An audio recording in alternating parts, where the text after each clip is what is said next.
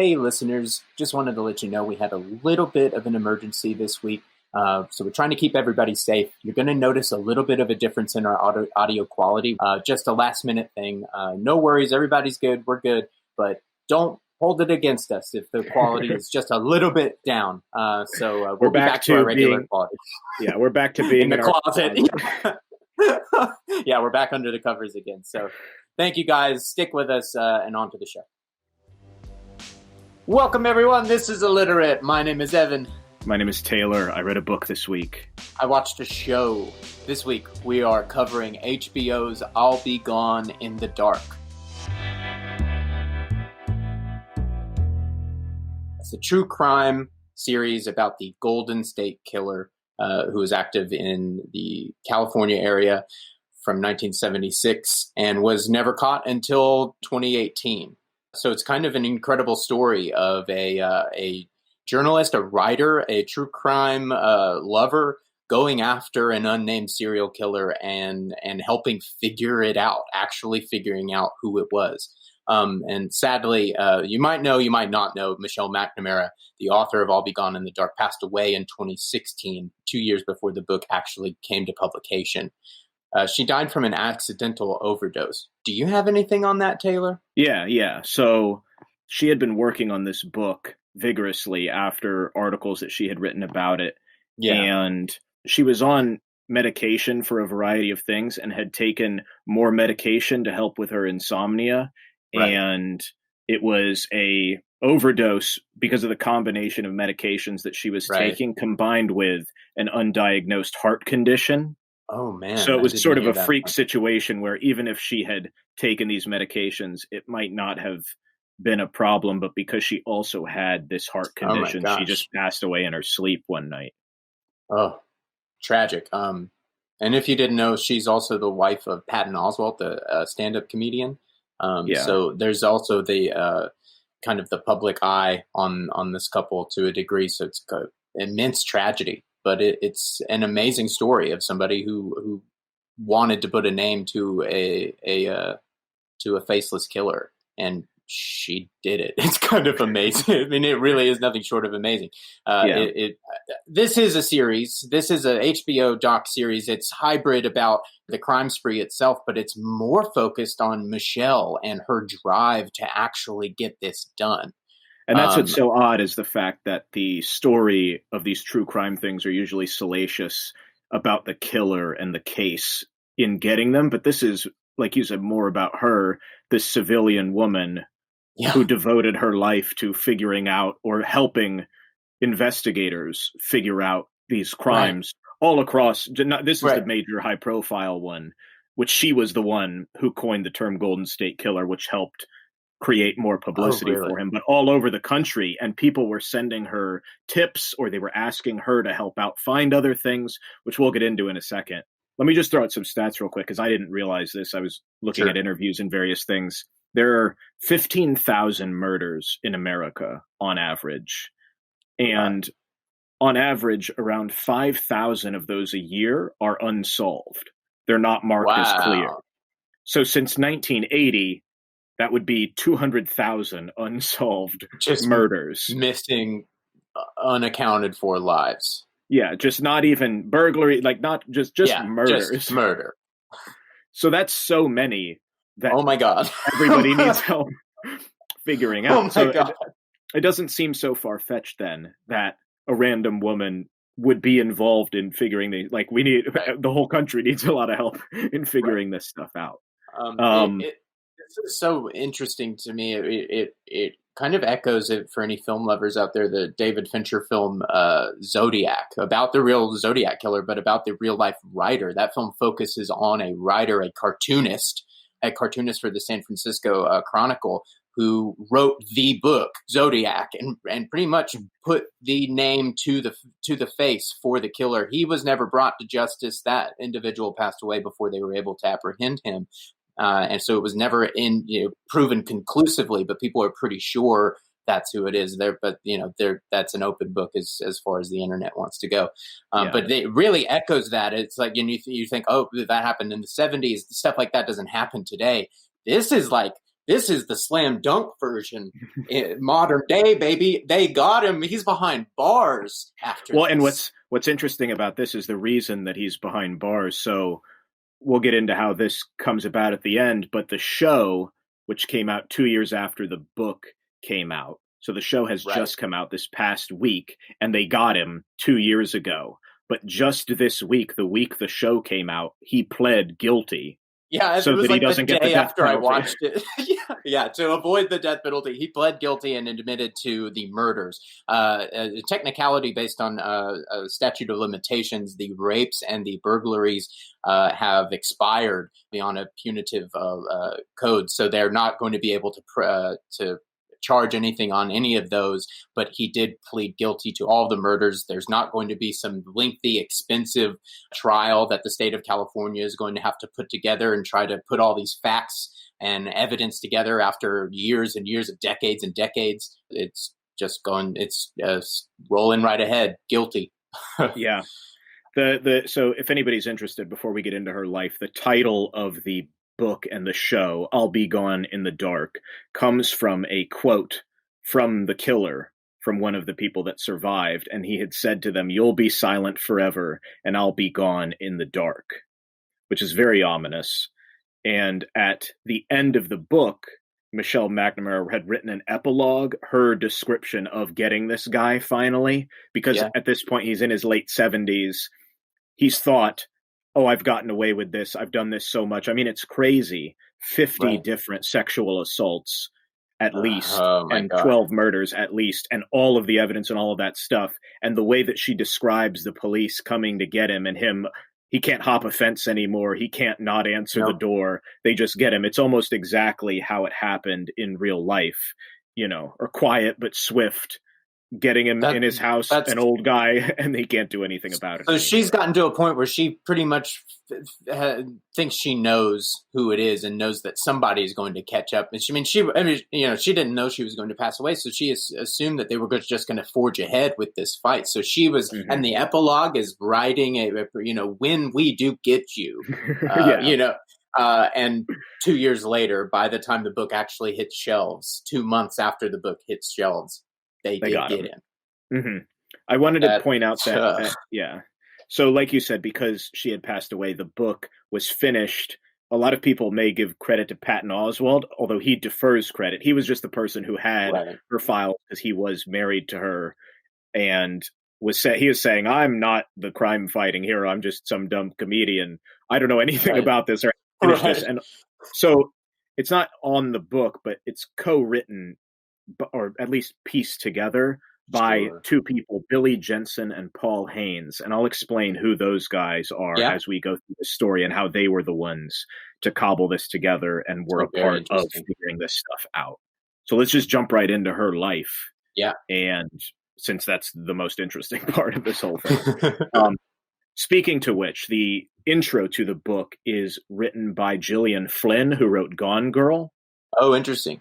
And she was a huge fan of Michelle McNamara's work before she became a successful writer.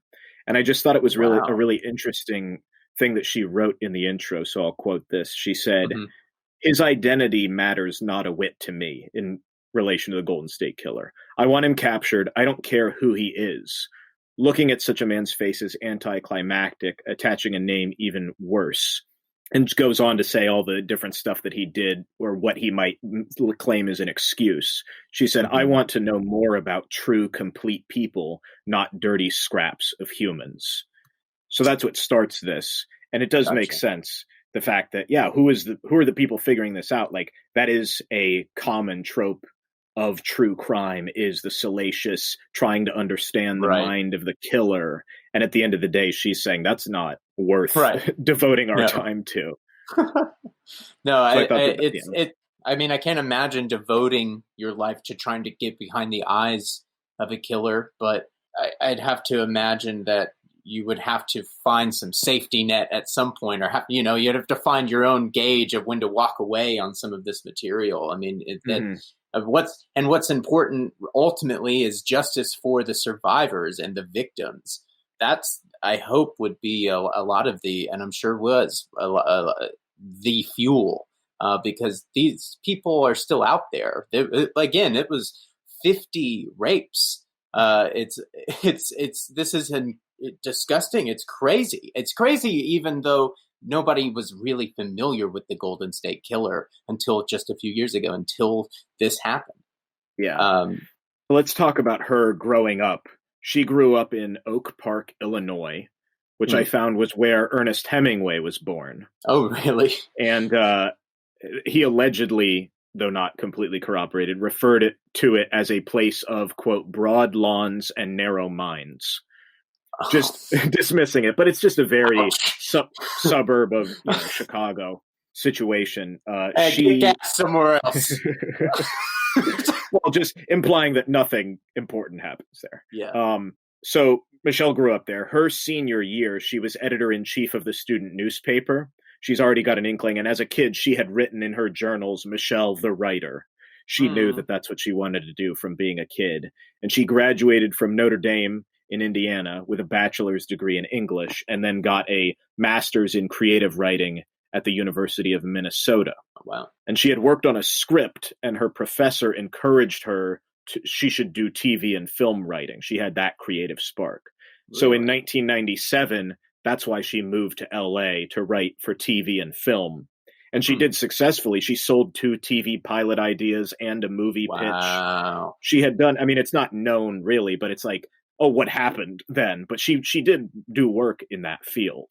Yeah, yeah.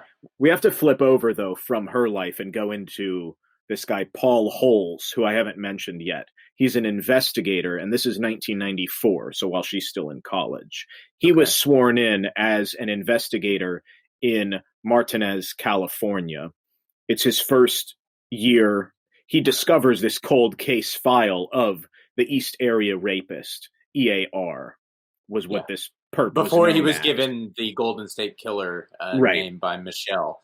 EAR. What was the other part of it? It was really clumsy. I can't remember. EAR. Yeah, it was the original Night Stalker. So that comes out later. So, but this is just this guy's area in California. It's on the east side of Sacramento. He's like, oh, this happened in the 70s and 80s. I'm just getting started in the early 90s. And so that interested him. But again, it's a cold case. He comes back to it here and then throughout the years. It wasn't until 2001 that there was a DNA break in the evidence that exploded it even further, because like you said, the DNA evidence from this East Area rapist matched these other crimes in California through the original Night Stalker, and it matched together. So they're like, oh, this was all this one person. And then, like you said, it became this confusing name of ear-ons.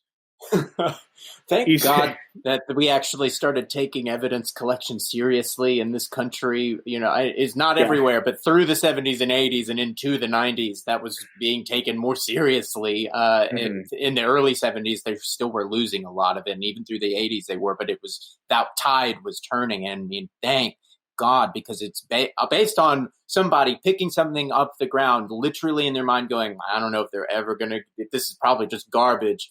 No, nobody's ever going to use. Look, it actually helped conclusively solve a case. So just thank God that we actually started taking that kind of thing seriously, or else all of this would be lost.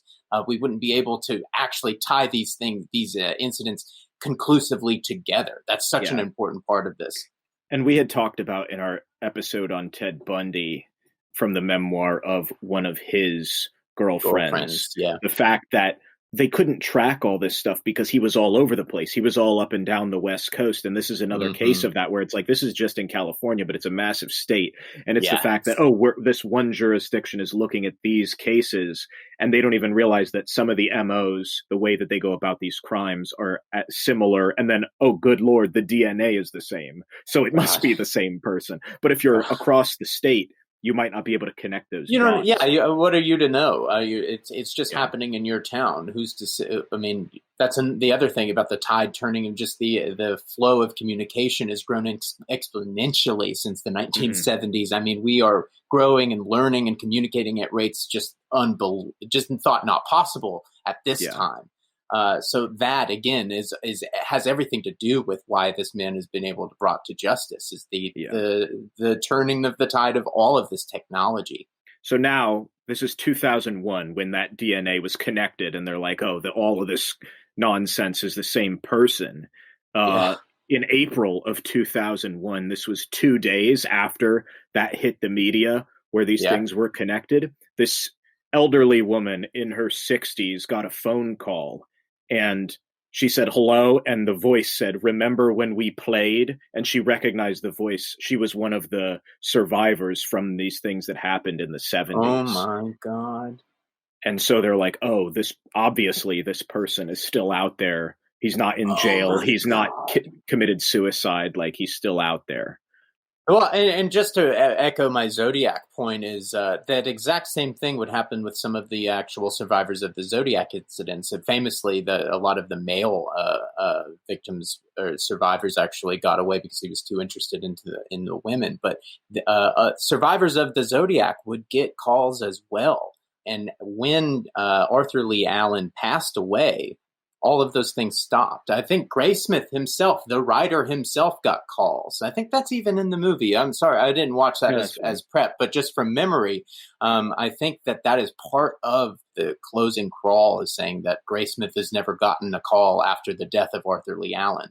Yeah. So it's really, really strange and an interesting echo between these types of things. I want to know more writers who are going after killers. This is invigorating. So let's flip back now to the writer's side. Michelle, remember, she's in LA.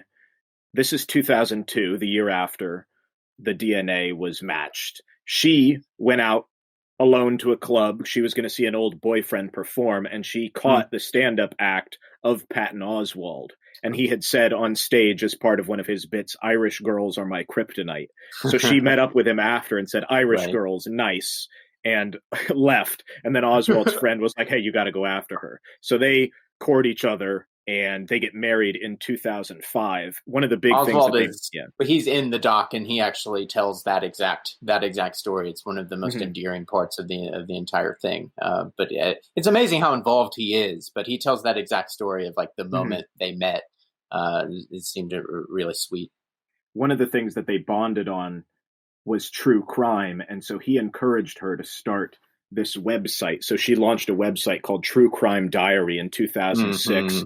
Again, the burgeoning ages of the internet. There's no Serial, the famous podcast. Right. There's no Making a Murderer. There's none of this stuff. True crime is not popular. It's cool. I mean, like I've always kind of had a tinge for it, but I've never been a sleuth for it, but I've always like been interested in that. I've always been interested in myths and unsolved mysteries and creatures and all of those types of things. So, this fits right in with all of that. But up until the last few years, it has not been the cool thing. I get, but now they're almost a dime a dozen. I mean, I love most of them are really well done, but it seems like ever since Making a Murderer, I mean, this has just been a cash and ticket genre. And so I think the thing was, like, where did this explosion come from? Specifically for Michelle, where did this fascination come from? And I know they bring this up in the show, but it's also in the book as well. We mentioned Oak Park, the place that Ernest Hemingway hated, where nothing interesting happens. 2 blocks from where Michelle lived as a kid. This is 1984. She's in the 9th grade. There was this woman that she was going on a jog in the summer, and some guy came out of an alley, or somebody came out of an alley and slit her throat during the day, and it was never figured out. Yeah, Kathleen Lombardo. It was 2 blocks away from where Michelle lived as a kid.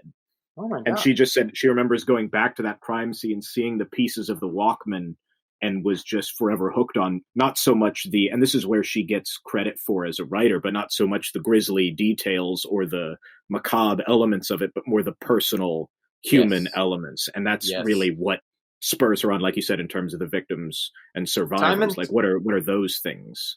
Time and time again, watching the doc, listening to the podcast, watching interviews, all of the producers, the directors, any creative partners she had through this process, it just mentions how they fell in love with her voice as a writer.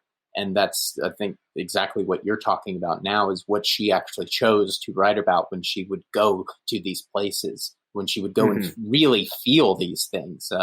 It was different coming from her, what she chose to focus on. And it was evident in the writing. Yeah, and I'll post links because, like I said, this website, True Crime Diary, has hundreds and hundreds of posts, all different sorts of cases, all these different things she's looking at. And over the years, people would write to her. There's a thing, if you have tips or you have something that happened in your town, and she would sleuth online or call people or look into things. And I think that was a big benefit to the investigative process was, again, this is the early days, and Patton Oswalt mentions this in a few interviews. Like, she's a blogger. People lower their guard. She could go talk to people that are in prison about stuff that won't say a word to the police because she's just some random lady who's got a website that they think 1,000 people read or nobody reads or whatever it might be. And then the other piece of it that, like you said, it's like true crime maybe is not everybody's forte, but for her, it was not just the personal element, but the little things that she could do to find it. So she mentions in the book that Son of Sam was busted because of a parking ticket, which I didn't know that was the, I mean, I knew a little bit about his story, but there was a woman who saw I feel like I'm the same. It was an odd car that was parked around where this murder happened, and she remembers a policeman giving that car a ticket. And so then the investigators looked into the tickets for that thing, traced the car, found him, and then he said, "Oh, I guess you got me," and gave himself up once they figured that out. But it was, that's Michelle's thing. She's like, all of these cold cases have the equivalent of a parking ticket. Quote, it's just figuring out what that is. So that's where a lot of her interest came from, was piecing it together through the internet. Gotcha. So almost like a rush. I mean, when you find that break, when you find a piece of it that inches you forward, it's got to be akin to like gambling or something. Just like another pull of that dial. Yeah, and to just have that. That's what she was living on. To have that mind. It's also a curse as well. Which, like we said, she had insomnia and sleepless nights, or wondering what all of these different things mean. One of the things that gave her national attention through this true crime diary and its popularity, this is in 2007, a year after the website was launched. There was, and maybe this will be in the show, or it already is, there was a 13-year-old boy named Ben Ownby, and this is outside St. Louis. He went missing. She posted her theory on a Thursday, which was 3 days after the disappearance. And she was saying that perhaps an intriguing lead that investigators should check out is 4 years ago and 38 miles away from this. Again, confusing jurisdictions further in the past, but she had found this in 2000. Relatively close, but not really, not the same people, Yeah. In 2002, 4 years before, this other kid, Sean Hornbeck, left his home in Richwoods, Missouri, and had disappeared. He was on his bicycle, and he was 2 years older than this kid that just got abducted or taken or is missing. But they had striking similar characteristics because she saw pictures of them and saw that they were of a similar build and of a similar complexion and everything. She also had a map of the area on her website that pointed out where these kids were missing, and then a third victim that had also vanished in relation to the main highway, I-44. So she posted that on a Thursday, and then on that Friday, the police found the kid who was abducted, Ben. He was in the home of this guy, Michael Delvin, but they also found Sean, the other kid who had been abducted for 4 years and had been living with this guy for 4 years. Good Lord. They touch on that briefly in the show, but that is insane. It also didn't necessarily connect the fact that she solved it, because they still found him, but it was like she was right in her suppositions about what was going on. Just the fact that they found the other kid was crazy. And the way that they found him was because the police were serving an unrelated warrant in the same area and spotted the truck that was related to the case 4 years ago. So they had gotten a tip, and there was this truck that had also been involved. So then they figured out who had it. It was this guy, Michael, and then they busted in, and he has the two kids. God. That gives you an example of how siloed police departments can be. I mean, and that's not even all that long ago. You're just the town over has a whole different set of people working on the same stuff that the other town was working on. They don't talk about what is going on in each other's town. They're not every murder, every robbery, they're not. It's not like it all just gets digitized the instant it happens into some database where all cops know about. It's like that's just it's not it. a lot of the stuff doesn't even get digitized. I mean, and especially throughout Golden State Killer, most of the stuff wasn't digitized, and most of this evidence never has been digitized. That's all very new stuff. It don't rest on your laurels thinking, well, it's really close. Wouldn't we have known? No, it's really close, but it's a whole different set of people that don't talk to each other. So she has given this information, and this is part of being a citizen investigator in a way, is you're the middleman for the actual investigators and the people that you're like, you're not going to go serve justice to people, or you're not going to go, because you can't be involved in that way. But she has given information to various agencies and organizations because of her sleuthing online. So for an example, she said in an article that I read that she was being interviewed for, one of the things she does is reading the online versions of local newspapers. So she was saying the comments section underneath these articles. She was like, people all talk about local gossip. She's like, there's people that just put, quote, "That was my next door neighbor growing up." So you just can find stuff. That's the police. I've seen that kind of stuff. I've absolutely seen that kind of stuff. Being able to use that in an investigative sense is so ingenious almost, because nobody even thinks that there is any kind of community at all on these local on these local newspaper websites, but there actually is. It's kind of amazing. I have seen that in my local my hometown in Georgia. That is definitely the case. So I can see exactly how she would be able to piece some extra things together just through those types of sources. And just I'm sure that's just one source. That's just one. I mean, think of if she's thinking that way, however many sources she was able to find of people talking about things on forums and boards that you wouldn't really have even thought of. And a lot of the stuff that she ends up talking about in the book and doing, which if people reading it, it's frustrating because she doesn't come up with the answers for a lot of these things, but at least it's kind of like with Thomas Edison of being like, oh, I figured out 1,000 ways not to make a light bulb, and then he figures out the one way to do it. She's at least checking off boxes for investigators to say, oh, it's not this person, or oh, this person, the DNA doesn't match, but she's putting more. She's like the WD-40. She's not the wrench that's going to loosen the bolt for real and get it. But, she is that WD-40 that gets in there. It just gets into those cracks and loosens up that rust so that finally you get that torque behind. Exactly. So great point. The loosening up. Now it's 2010. She is in the cold case files message board from that show on A&E. And she's seeing people talking about this ear-ons case, which is what they've called this person who has all of these murders and rapes in California. And she connects with this guy who's in that forum, Paul Haynes, who ends up becoming the person who helps collaborate and finish her book. And he kind of becomes her research assistant, and they work together to figure out these cases and crimes, or provide investigators with different tracks to go on. A&E board. Right. I love that about the story, that like for real an A&E documentary like had a section on the A&E forum, and this is where it went down for real. Like A&E helped catch the Golden State Killer. So now she's writing. She gets an article in Los Angeles Magazine in 2013, and she is the one who rechristened him the Golden State Killer.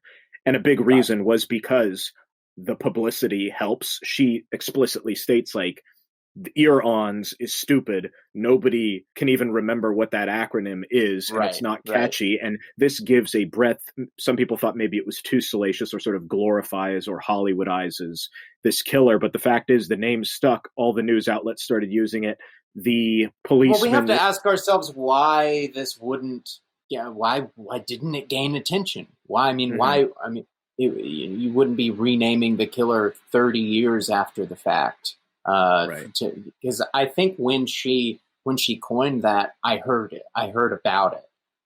But I still never really looked into the case. But it just is amazing to me that this is such a ramshackled, like clumsy, almost killer profile. I mean, maybe it's the best. Maybe, I mean, in terms of, if you want to in terms of like serial killer, like maybe it's the best way to go because he looked like he was a bunch of different people, perhaps. And like the that was the whole thing it. is you can't. This guy Paul Holes, who, like I mentioned before, he was the one who found the DNA link. She actually meets up with him in person in 2013. They travel through the state to various sites and discuss different angles and different things. So they were in collaboration, and she was helping them with stuff, and he was giving her information. She had gotten boxes of things from the Orange County Police Department. Like what was she working? What was she narrowing down?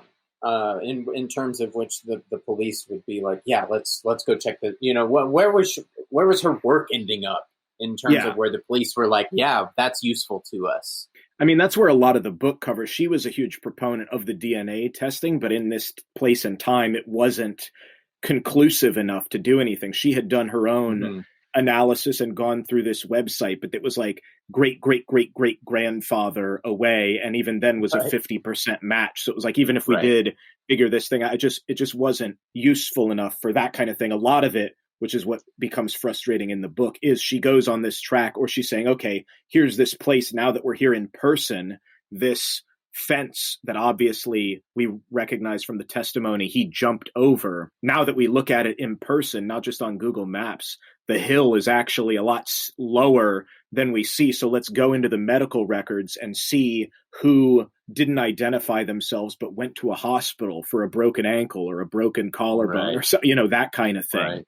Who showed up to a job site because they think that he might have been a construction worker who showed up that was injured on the job but didn't file a workplace injury, kind of like that stuff. And which is just so.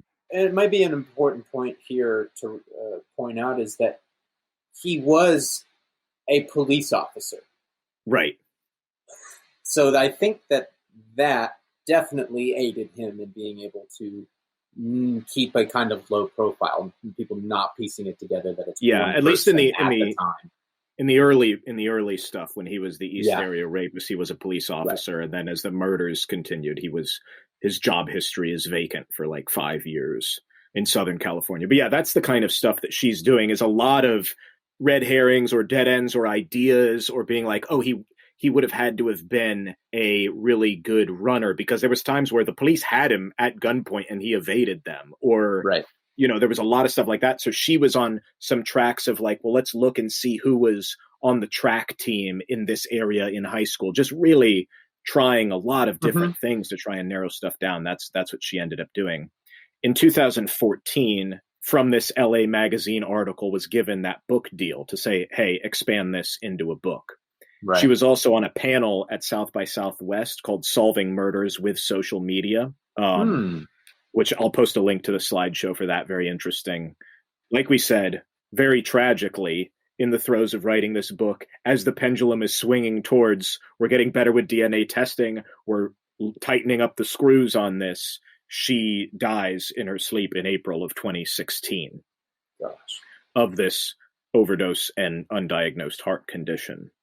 Just a few months later, in June of that year, the FBI and local law enforcement had a news conference, and they announced a renewed nationwide effort and $50,000 reward for this guy's capture. And then, like we said, 2 years later, her book gets published in 2018, was number 2 on the New York Times bestsellers list, was on it for 15 weeks. Paul Haynes, who was helping her with research, and then this other guy, Billy Jensen, who was another writer who she was collaborating with, who was also similarly doing similar things to her in terms of being a citizen investigator, offered because he was friends with her, and after her passing was like, hey, Patton, anything I can do to help get this book done, let me know. In 2018, they used this new website, new DNA evidence, which they tried before, and like I said, was too unwieldy, and that was how the police were able to construct this family tree and establish who the suspect would be based on who had similar great-great-great-grandparents, leading us to only one suspect, this guy, Joseph D'Angelo. Who is still living in Sacramento. He's right in the middle of where these murders were happening. So he just never left. He just stayed there. He terrorized his own community and just kind of laughed about it, I guess, to himself for the last 40 years. What a sick individual. So now we come back to Paul Holes, who was the guy who was interested in the cold cases from the beginning. And this is on his last days before retirement in March of 2018. He follows D'Angelo and collects a piece of garbage he had thrown out, and then took the DNA from that and connected it to several crime scenes. So they already had the profile. They had a conclusive profile of the Golden State Killer. Here he is. That we've cross-referenced this between all of our evidence. This is him. Then they put that up against the DNA profile from the tissue, and it matched. And so they arrested him, like I said, similarly to the same way that Michelle McNamara had prophesied that he would be taken. Some old guy just coming in quietly. And I mean, she made it, man. She really made this happen, man. She materialized it. She dreamed this up, being able to put a name to this face. Well, and it is a bit unfortunate. I guess maybe there's legality things, or in truth, the police are also doing their thing, and she's doing her thing. So they didn't say, oh, she was the one who broke it, because obviously they had the DNA evidence that linked it to him, and that's what put it together. But it's undeniable the amount of effort and energy that she was putting into tying up loose ends or finding dead ends that then were not worth the police investigating, and various other pieces, as well as literally naming him the Golden State Killer and giving the public something to latch onto in terms of solving this thing. Because, like I said, there's hundreds of people that were affected by it, and the guy is still out there. He's calling people and making fun of them after as late as 2001. That's insane. And so the craziest endpoint to this is now the show has come out based on the book, and like we said, just this week he pled guilty in court. And in regards to, now that we've talked about Michelle and all her contributions and whatnot, a quote from Patton Oswalt, he was saying that she's always said, I don't care if I'm the one who captures him. I just want bracelets on his wrist and a cell door slamming behind him.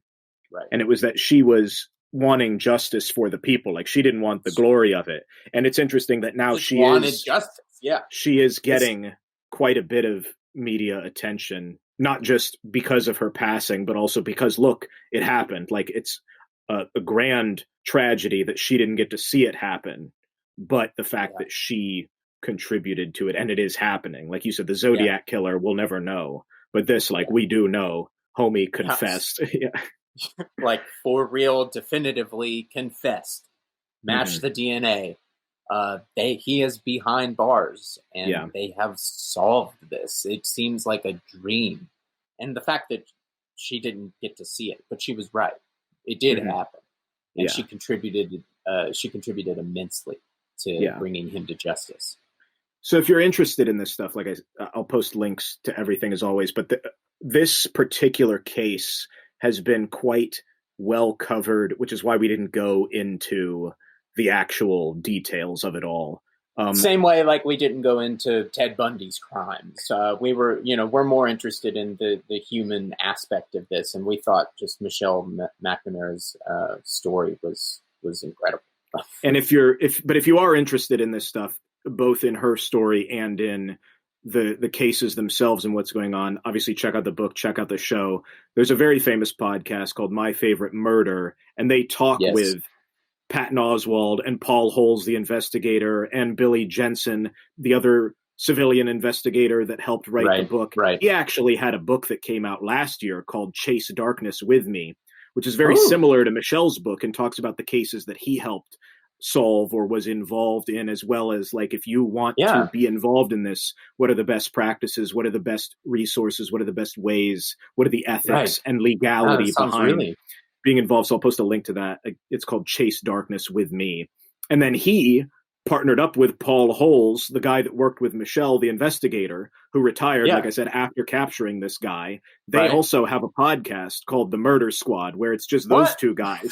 And they talk about cases that are still, they talk about cases that are still unsolved. And that's been going on for the past 2 years. So everybody's all working together. They're all over the place. Yeah. So, stuff. and you're not behind. The show just came out. Again, it's a 6-part documentary. The first part is the only one that's out. It comes out Sundays. So if you've been interested in this and you want to hop into Michelle McNamara's journey, bringing the Golden State Killer to justice, buckle up. Episode 2 comes out this next Sunday. So this was great. Thank you, Taylor. As always, reach out to us at illiteratepod on Instagram if there's anything you want us to cover. Next week, we are doing Hamilton. Boop, boop, boop. Finally. I don't know anything. I've stayed away. I don't know anything. It's going to be a blast. Stick with us for that. Check out I'll Be Gone in the Dark on HBO. Check out the book. Thank you guys for hanging out with us. We will catch you next week.